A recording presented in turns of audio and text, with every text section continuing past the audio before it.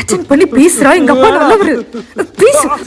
Hello hello uncle. உன் height set ஆகுது.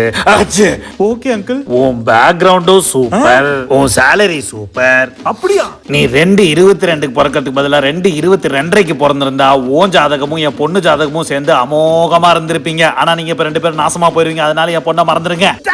எங்க அம்மா ரொம்ப நல்லவங்கடி. எப்பதான் நல்லதாண்டி சொல்லுவாங்க. நீ பேசு.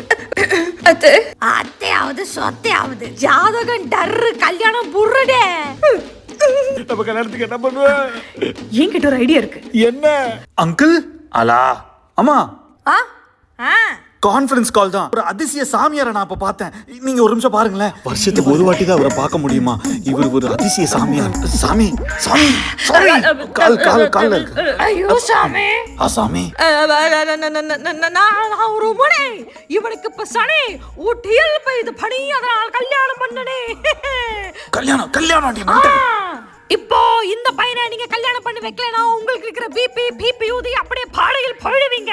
அம்மா இந்த பையனை உங்க பொண்ணு கல்யாணம் பண்ணலைனா உங்க மண்டையில் குண்டால் விழுந்து தொண்டையில் குண்டு வெடித்து நீங்க மண்டையை போட்டுருவாய். அதனால் இந்த 2 இளஞ்சோட்டிலாம் சேரணும். அப்பதான் நீங்க ஆயுசும் ஆரோக்கியமா சந்தோஷமா வாழுவீங்க. கேட்டிங்களா அங்கிள்? அப்ப சம்பந்தே அப்புறம் மாப்பிள்ள கல்யாணம் தான்.